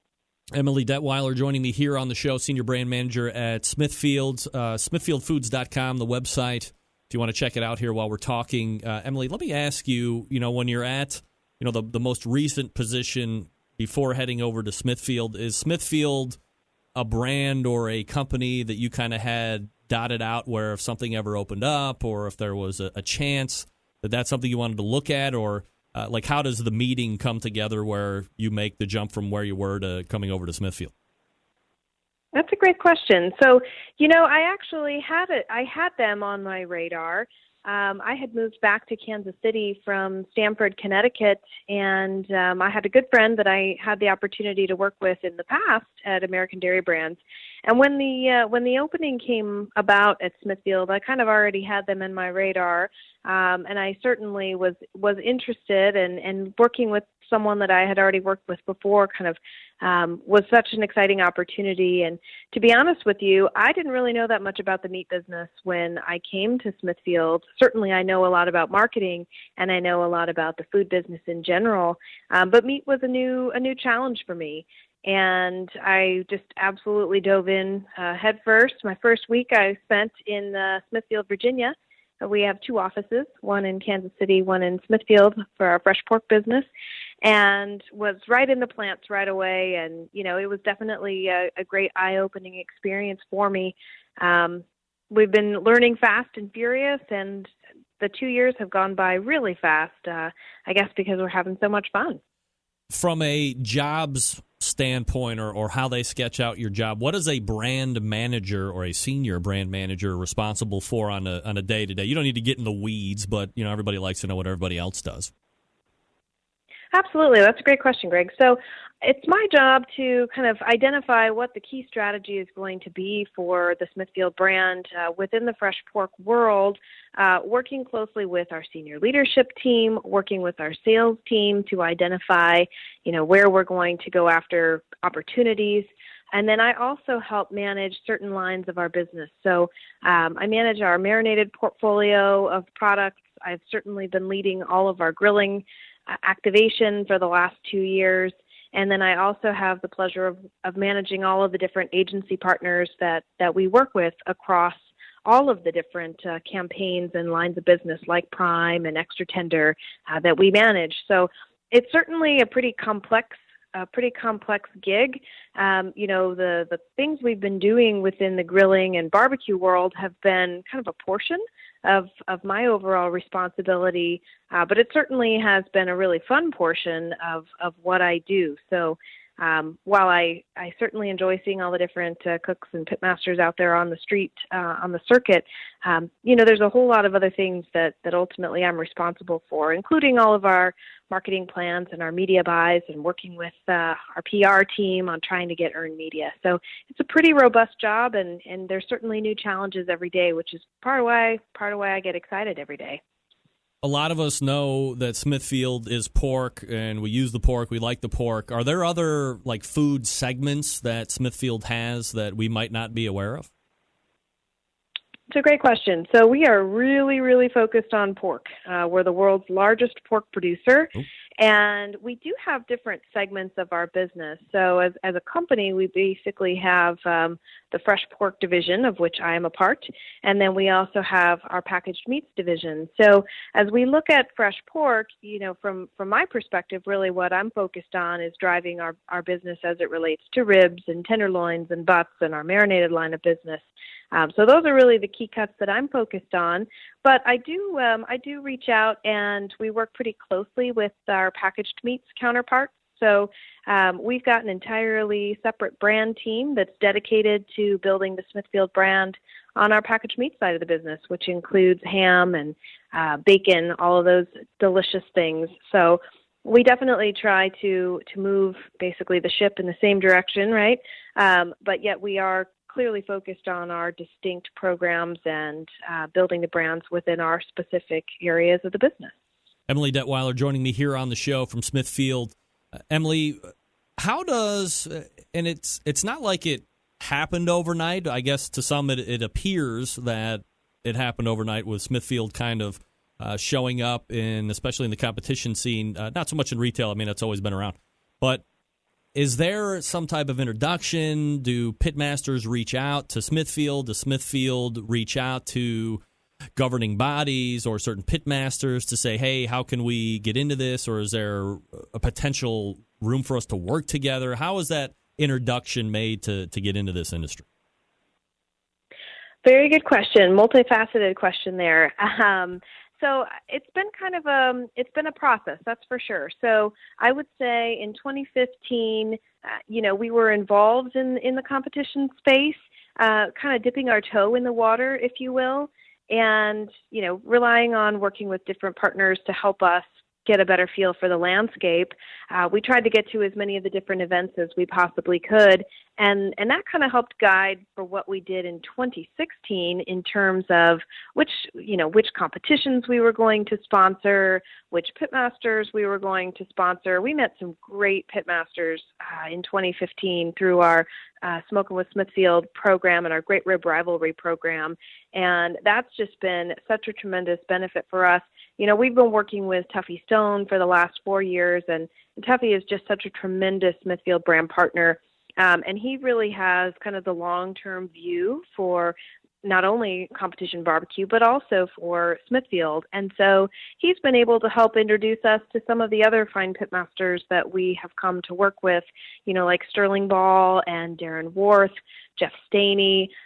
Through our Great Rib Rivalry program last year, we had the great opportunity to meet Tim Shear and Brad Leninger. So we've had some great focus there. Certainly our historic barbecue that was been out representing us as the Smithfield Team of the Year in 2016.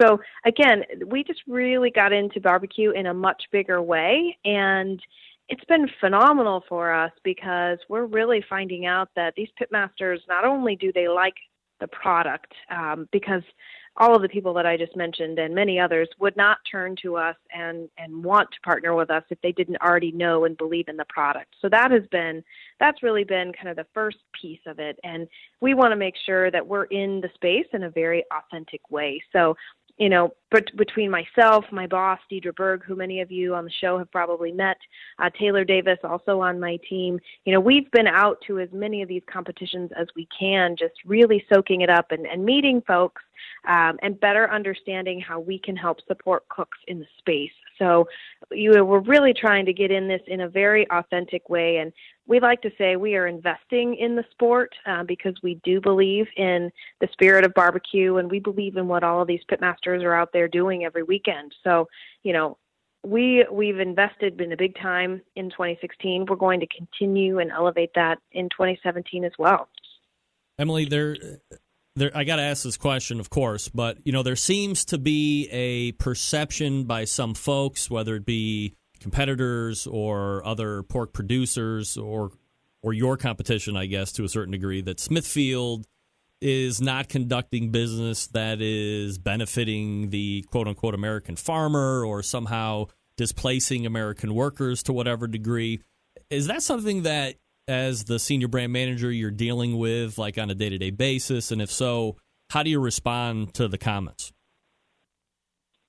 That's a very good question. So I would say that I don't necessarily deal with that question on a day-to-day basis.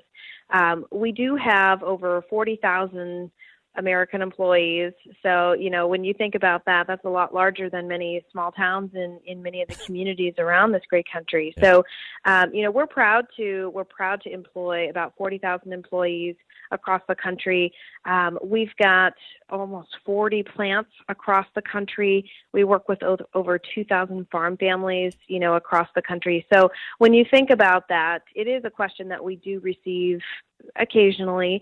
I think for the majority of folks who understand Smithfield and understand that we are the world's largest pork producer, but everything that we're doing right here in the U.S., all of our hogs are raised, harvested, and packaged right here in the U.S. And while we do export, we certainly don't import, nor would we. So I don't really think that's it certainly doesn't impact what we do from a day-to-day business operations right here. Like I said, we've got over 40,000 employees right here in the U.S. That's pretty impactful.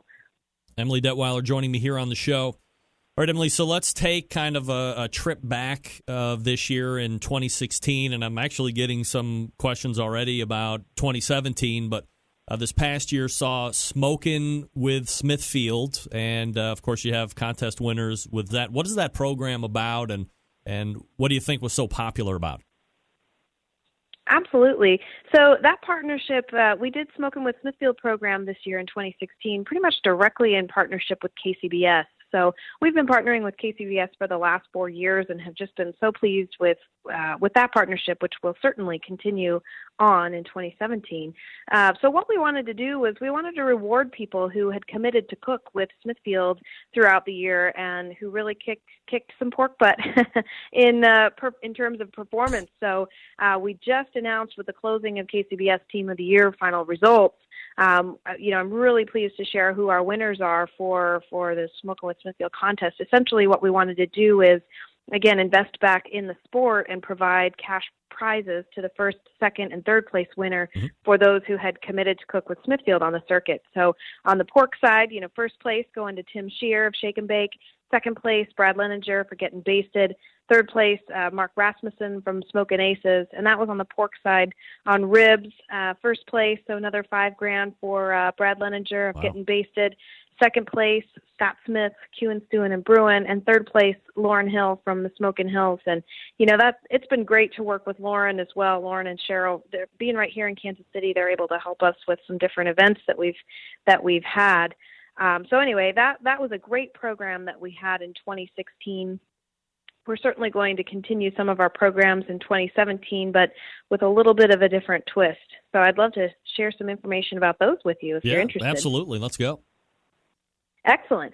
So what we've decided, as we've really gotten into the sport, we've really learned that we want to invest in the cooks and we want to invest in the events. So the first big thing that we're super excited to share is our Smokin' with Smithfield grant program. So what you'll see at smokinwithsmithfield.com, towards the end of January, we're going to open up the application forms, but essentially the event organizers from different barbecue competitions all across the country, regardless of sanctioning body, any sanctioning body is eligible to enter. So we're going to be giving away additional cash prizes to help deepen the prize pool. So one of the things that we've identified is it feels great, you can tell, for those grand champions and reserve grand champions to walk home with cash. Sure. But, there's a lot of other people that are spending some significant money to come out and compete in these barbecue competitions. So it's really our goal to be able to help give money back to the cooks and deepen that prize purse. So we've got some structures in place and a committee in place to help us navigate through that process of identifying which are the barbecue events that are going to receive our grant.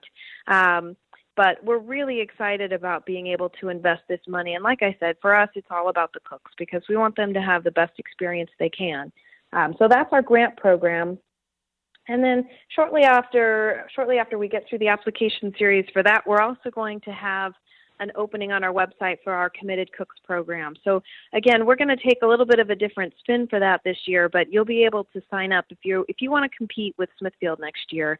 We certainly encourage you to come back to the site and see what we've got in store for you. So we're going to be giving away quite a bit of premiums and swag throughout that process, and then additional prizing for just talking about Smithfield. So again, we've seen just tremendous success from people talking about and leveraging Smithfield in their competition cooks, and we really want to make sure that we're rewarding the cooks out there who are using our product.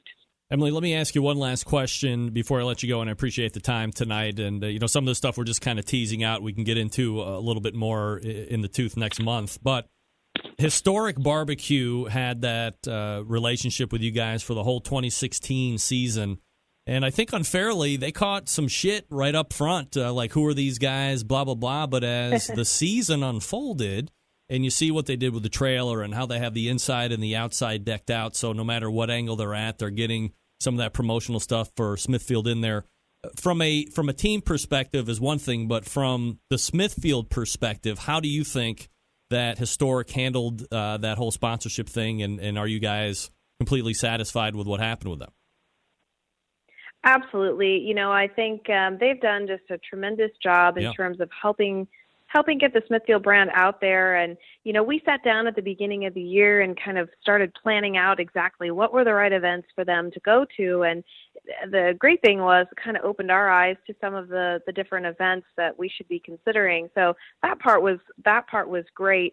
The other thing I would say, both John and Tony do a really nice job of working with any of the VIPs, I would say, that we bring by. They're just great at engaging with the public, and we've had a chance to bring several of our retailer partners out to some of these competitions, and having that really nice cue hauler has certainly been a good benefit. To be able to take your VIPs and see some of those experiences.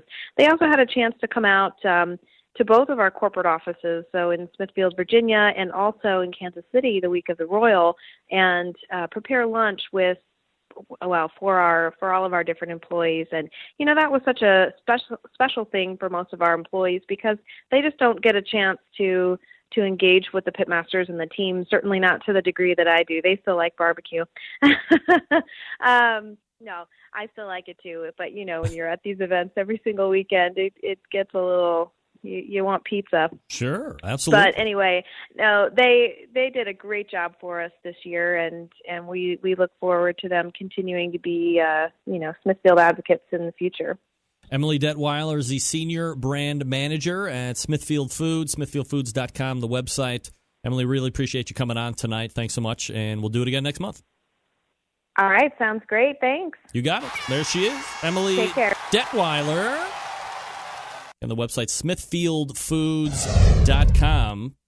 Did you want to know how to get in contact with the show? You can get in touch with the show by calling 216-220-0966. Email Greg at the BBQCentralShow.com. On the Twitter and Instagrams at BBQ Central Show. All right. Twitter and Instagrams. Who doesn't love that? We talked about at the top of this hour. Let me talk to you quickly about the Pit Barrel Cooker. Gang, pulling the trigger on a new cooker can be nerve-wracking sometimes. Temperature control, fire management, what woods to buy. Who needs the hassle? But I strongly suggest the Pit Barrel Cooker. The Pit Barrel makes cooking simple and fun, and it just might be the most unique, versatile, and easy-to-use cooker available on the market today. Imagine a single cooker that will turn out great traditional barbecue meats like brisket, pork shoulders, and ribs, while also being able to ramp up in temperature to do those burgers, chicken wings, and hot dogs. The versatility, all thanks to the revolutionary design that goes beyond traditional convection. Their hook-and-hang method places the food in the center of the heat, so it's acting like a stationary rotisserie. The result, great tasting, perfectly cooked meat each and every time. In the industry, that, my friends, is consistency. Not only is the Pit Barrel a fabulously aesthetic, sexy, awesome cooking vessel, it's built to withstand heat and weather thanks to its porcelain enamel finish. It can fit in the back of most vans, trucks, and SUVs. It's ready to go wherever you are. That's portability. Of course, all barbecue folks love accessories. We just talked about them with Noah Glanville at the top of the hour. Pit Barrel is not disappointing here either. Rubs, removable ash pans, pit grips, turkey hangers, hinged grill grates, the new grill grates from Grill Grates, the koozies, the coffee mugs, the chimney starters.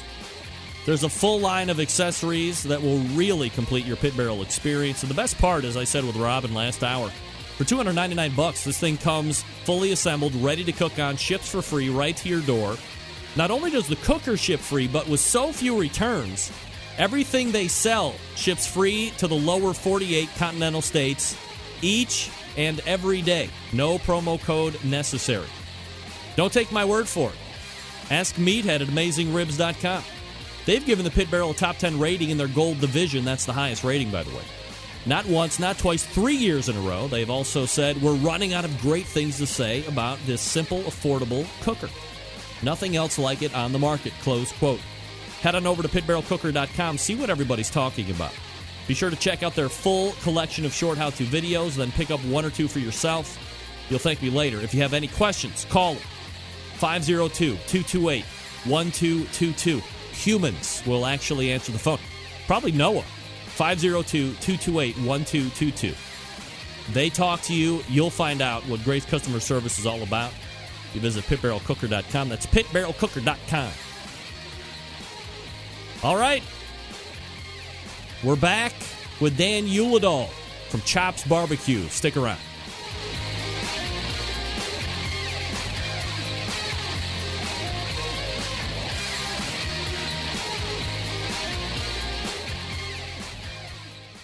Continuing to produce incredibly mediocre content in an exceptionally professional way.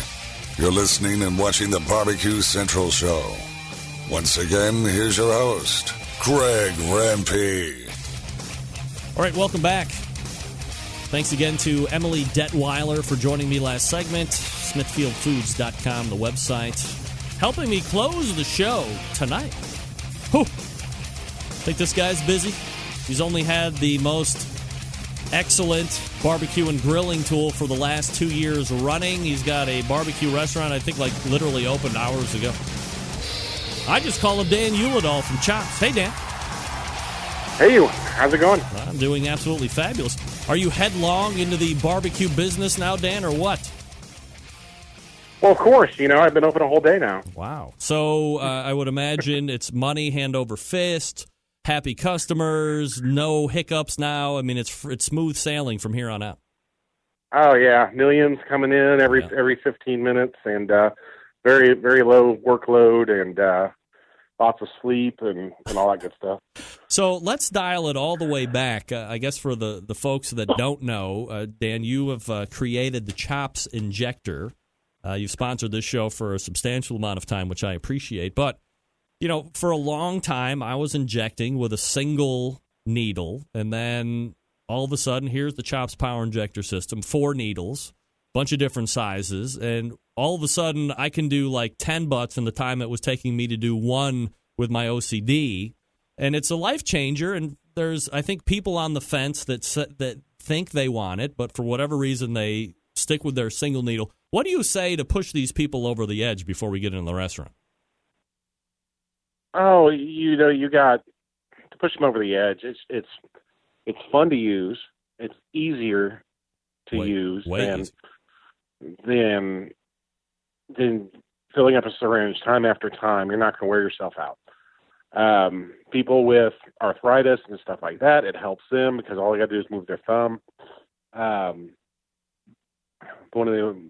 You can store your injection in the fridge or in a cooler inside the device. So it's less mess.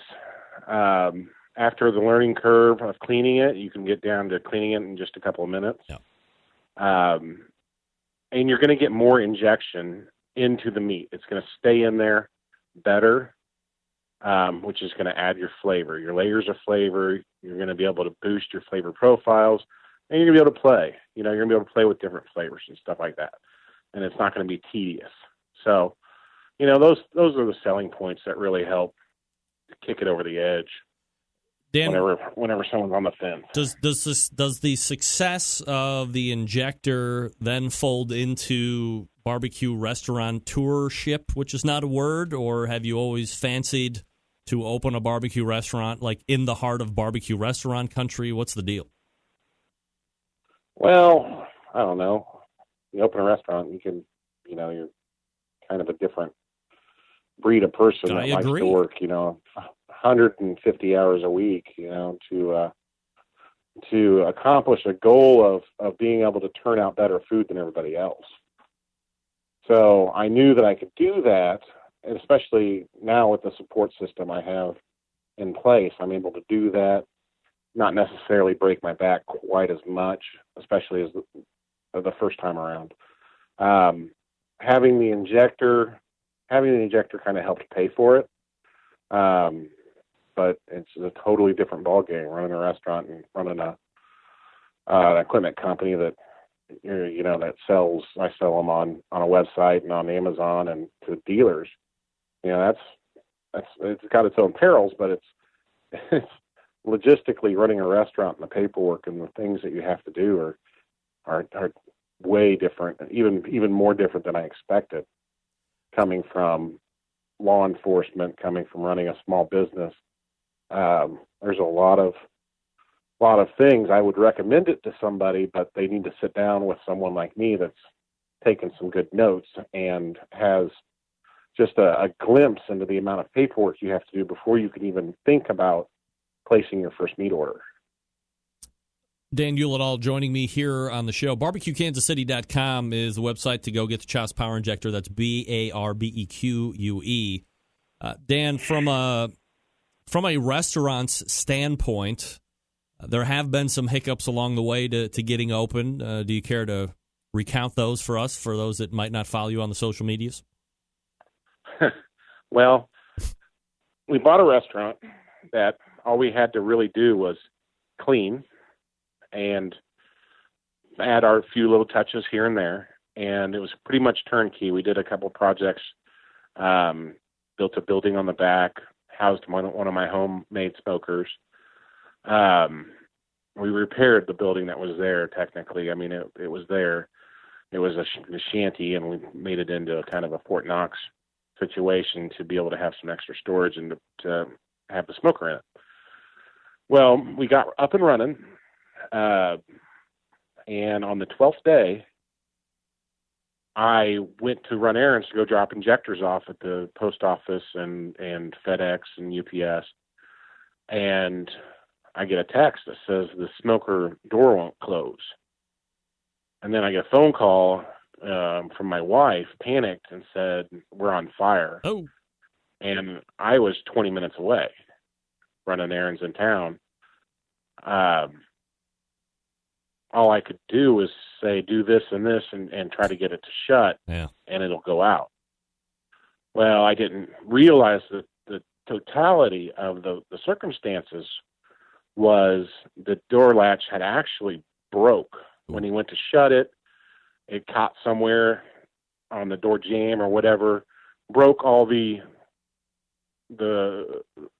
tightness of the locking nuts that held the door latch together, actually broke loose, and it caused some pins that helped close the door tightly. It actually made them a problem, which created about a half-inch air gap, which in turn caught grease and whatever else was in there on the walls. The seasoning, what most people will refer to as the seasoning, it caught that on fire, and it instantly turned into a missile and burnt my new building that we just built in the previous month. Ugh.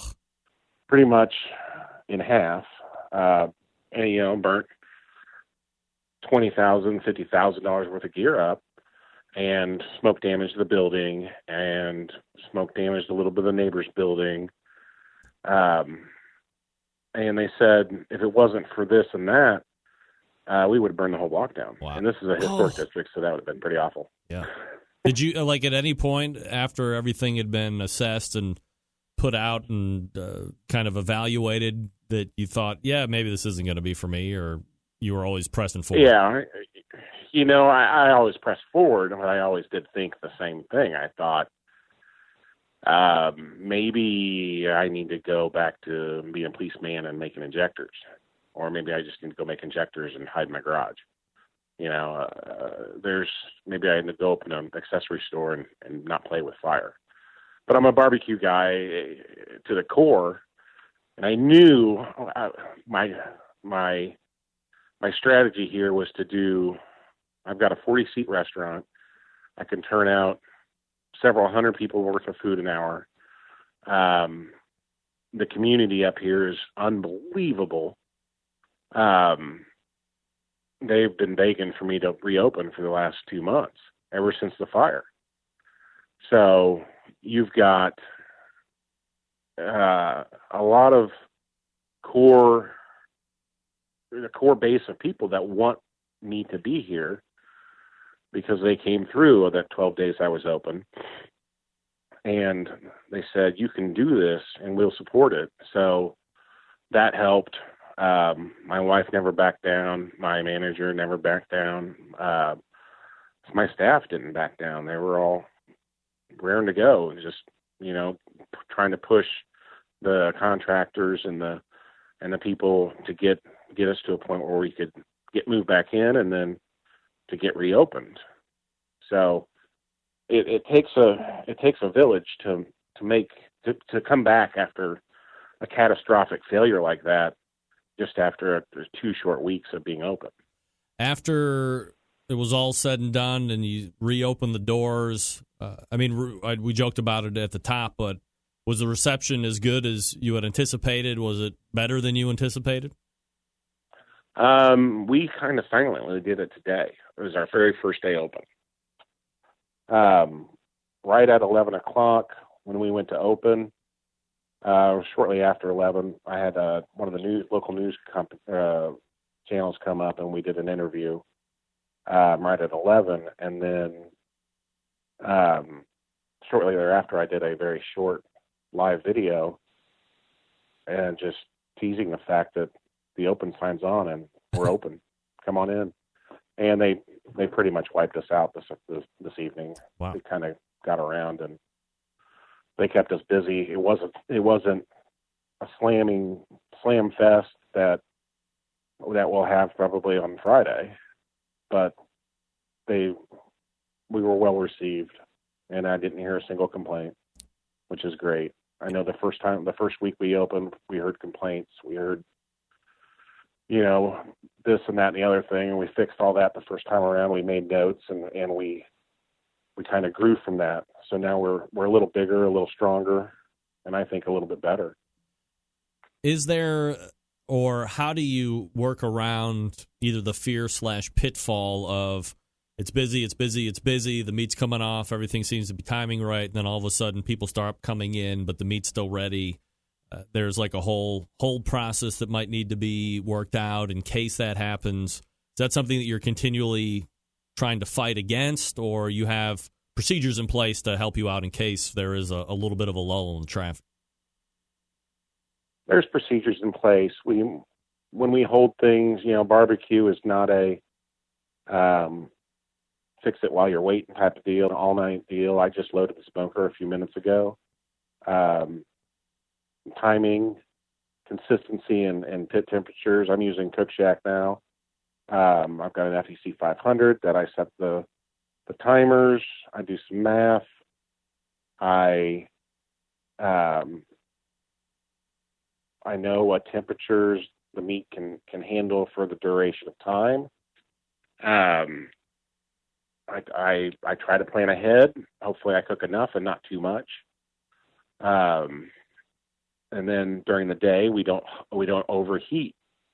We don't over hot hold things. We keep the temperature dialed into the food safety range, and don't let things dry out. Don't let things don't cut too much at a time. Things like that. Just try to space it out for that 12 hours not 12 hours, 10 hours that we're open. What are your hours of operation right now? Are they going to be pretty true to form here going forward? They will be, other than this weekend with the holiday, 11 to 8, Tuesday through Thursday, 11 to 9, Friday and Saturday, and then noon to 6 on Sunday. This small town up here, if they come in, I will stay open, but I notice there's a very distinct traffic pattern up here. It's pretty easy to judge, 7, 8 o'clock on a weekday. They pretty much, the streets roll up, and it's perfect. It gets us out of here at a decent hour. We go home, we get some sleep, get any extra prep or any extra cleaning done before it gets too late. Get home, do anything I got to do there, print out or package orders for injector orders and stuff like that. It's kind of a family vibe here. The kids stayed up here all evening and got to hang out and play, and my kids got to interact with people a little bit more. My daughter was acting like Santa Claus, handing out candy canes to customers when they came up to pay. It was a good time. Dan Ulledahl is open for barbecue business. Also, by the way, he has the 2015 and 2016, maybe 2017 Barbecue Tool of the Year, the Chops Power Injector System. That website is BBQKansasCity.com. Dan, I'm glad everything has worked out and the secret open was a success. Hopefully the business ongoing is going to be tremendous as well. Appreciate the time tonight. Thanks so much for coming on. Thank you, sir. You got it. There he is, Dan Ulledahl from Chops Barbecue and the Chops Power Injector Systems.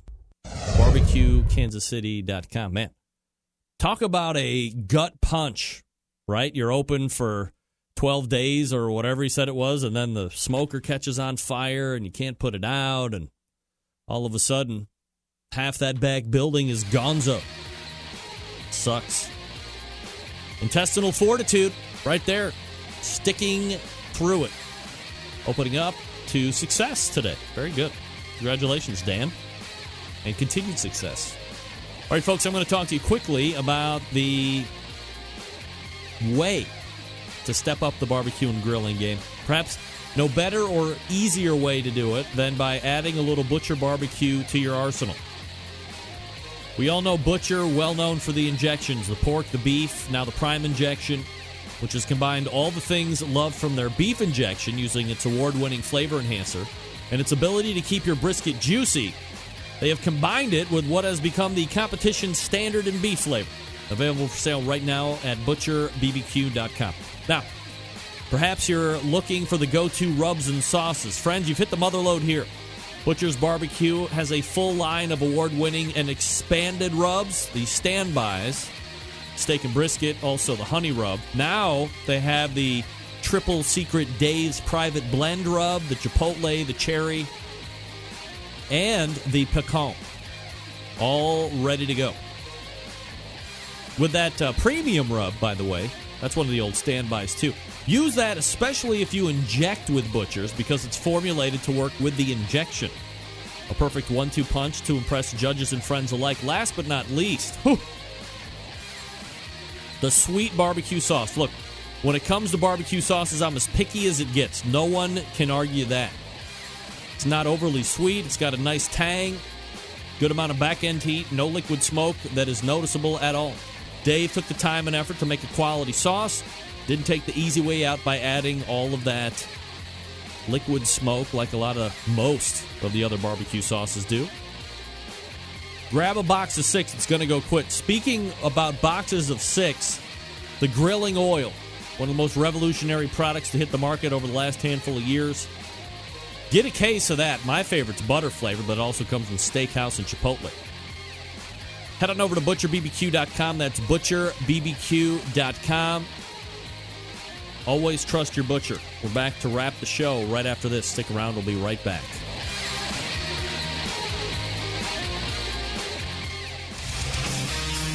Whole packers, full racks, legs and thighs, injecting butts. If you've never heard this before, you might think you found the best XXX show ever. Let's get back to the most homoerotic host out there today, Greg Rempe. All right, welcome back. Thanks again to Dan Ulledahl for joining me last segment, talking about the Chops Barbecue Restaurant and a little bit about the Chops Power Injector System. If you've never used, telling you, you're missing out. You're missing out. All right. Oh, I picked apart to go back to the video where they're doing station identification. That's whack. All right, so let me see, still talking? Yeah. I'm going to leave that up just a little bit. Oh, we know it's your special time of the year, pal. Let's move it forward. Here we go. Let's move it forward. So, I want to take this time to wish anybody that celebrates Hanukkah a happy Hanukkah this coming weekend. I want to tell everybody that celebrates Christmas, Merry Christmas. We do have a live show next Tuesday, so if you're interested in a live barbecue show that happens each and every week, this will be the year-end show. Nothing, year-end related per se, but we'll talk about some things that happened over the course of this year, so stay tuned for that. There will be a show. But I do want to thank everybody for tuning in this year. I've said it all the way back in February that 2016 was rapidly coming to a close, and certainly, I'm not kidding. It's almost over, everybody. 2017 will soon to be rapidly coming to a close in a matter of weeks. So, be safe. Be with your family if you like them. If you don't be with them. But be with people that make you feel good, that you love, that you care about. It's a great time. It's all about the gift giving, although everybody loves gifts, especially if you live in Cleveland. We love gifts here. I'm just honored to be your humble host each and every Tuesday. So let's get ready to wrap it up. All right. All the way back in the first hour, we talked with Steven Raichlen. Yeah, you remember Steven Raichlen. BBQBible.com, ProjectSmoke.org. Then we talked with Grill Girl, Robin Lindars, GrillGirl.com. Talked about some last-minute gifts you might want to consider. Smoking cocktails, old fashions. Old fashions are for men. Legitimately proven. I believe Noah Glanville also said that he likes old fashions as well. Then in the second hour, we talked with Noah Glanville, who I just mentioned, pitbarrelcooker.com. Emily Detwiler, Smithfield Foods, smithfieldfoods.com. Perhaps some breaking news concerning them and the show, first of the year. And then we close the show with Dan Ulledahl from Chops Barbecue. Yeah, and the Chops Power Injector, barbecuekansascity.com. Oof. All right, as I said, we do have another show next week, the last of 2016. So be ready for that. Don't puss out on me now. Hang with me all the way through the year. I'm the only guy that's doing it each and every week. Don't let anybody else fool you. September 11th, 2001. I will never forget. Until next Tuesday at 9 p.m. Eastern Standard Time, this is your program host and proud U.S. American saying Happy Hanukkah, Merry Christmas, and good night now.